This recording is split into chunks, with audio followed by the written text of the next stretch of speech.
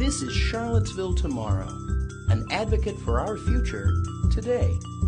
Charlottesville Tomorrow is a nonpartisan community organization working on land use, transportation, and community design issues. Visit us on the web at cvilletomorrow.org. The Board of Directors of the Rivanna Water and Sewer Authority declared a drought watch at a special meeting held on July 23, 2007. The action is the first step of the RWSA's drought management plan. The meeting was introduced by RWSA Chair Michael Gaffney. I would like to open the special meeting of the Board of Directors of the Rivanna Water and Sewer Authority for July 23, 2007, and we'll call the meeting to order. We have only one item on the agenda, the request for declaration of the drought watch. Tom? Thank you, Mr. Chair. I'm going to summarize the information that's in the memorandum that was sent to the board and posted on our website in advance.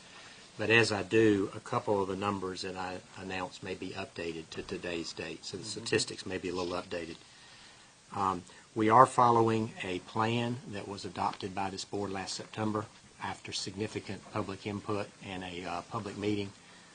So the basis of our proposed action today is the information that's in that plan and the protocol. Some of the findings that lead to this recommendation that we declare a drought watch, stream flows in our watershed are now 19% of seasonally adjusted normal levels, which is significantly below normal. And this is a seasonally adjusted figure. July is generally a dry month by comparison to most of the other months of the year to begin with. This also compares to as early as about 6 weeks ago, we were at about 50 to 60% of seasonally adjusted, so that tells you what's happened in the last 6 weeks. Very limited rainfall has occurred on a wide scale throughout the region in the past 30 days. There have been some scattered thunderstorms. Some of those occurred last week, and certainly the media and others are aware of this. But it did not bring the widespread rains that contribute significantly to increases in stream flows. Reservoir storage has dropped to 93% of full as of today, and according to our computer model, somewhere about July 11th or 12th, we hit a risk of 20% that our reservoir storage would fall below 75% within the next 12 weeks. Did you mean July or August? July. Did I say August? No, Okay. July. July the 23rd as of today. That's 93%.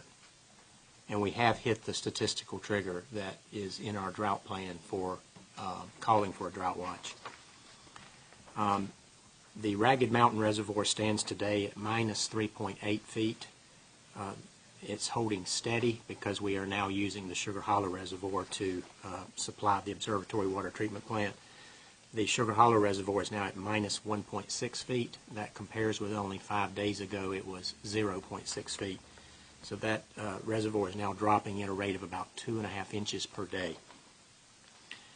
We expect without rain that the South Fork Reservoir will stop spilling within the next 24 to 72 hours. So that's going to occur this week. The hydro plant has now been off for several weeks because of low stream flow.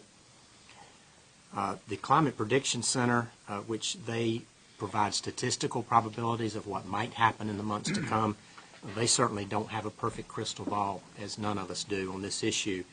But they are showing that for the fall and winter of this year, Virginia has a higher than average chance of being drier than normal, and that particular issue is of concern.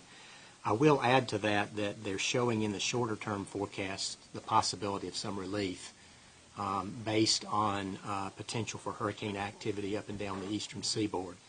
But absent that, except for that probability, all of their indicators are heading downward right now. I mentioned in the report that there is no perfect crystal ball on an issue like this, and so we feel that actions need to be taken proactively, sometimes assuming that the worst might happen. We don't want to induce panic or alarm, but we do want to make sure that we prudently use our water supply so that if nature has continued dry conditions ahead of us, that we position ourselves in the best way that we can possibly be toward the future. With a declaration of a drought watch, according to the ordinances of the City of Charlottesville and the policies of the Albemarle County Service Authority, come a very strong call to the public for voluntary conservation measures to be taken, and we should expect, if this declaration is made, that those agencies are already prepared to and will intensify public education efforts to provide tips and opportunities for citizens to develop good water conservation habits. During the watch phase, in accordance with our plan, those measures would be voluntary. If it should become necessary in the weeks to come to declare a drought warning, which would be the second step, it could come with a request to our elected officials to invoke mandatory restrictions at that time. The action being requested specifically, I want to mention, first of all, is to declare a drought watch to be in effect as of now within the Albemarle, Charlottesville community, and to authorize the Chairman Gaffney, in consultation with me, to take further measures between now and the August 27th board meeting, should they become necessary and in accordance with the guidelines of our drought plan. Those additional actions that would be authorizing the chairman could include declaring a drought warning if conditions are met, authorizing the executive director in coordination with the city manager and county executive to seek the authorization from elected officials for mandatory water restrictions, or if the reverse happens and we do get substantial rain, enabling the chairman to declare an end to the drought watch. This is Charlottesville Tomorrow. The community's 50-year water supply plan, approved in 2006, is detailed on Charlottesville Tomorrow's website. Visit us at cvilletomorrow.org.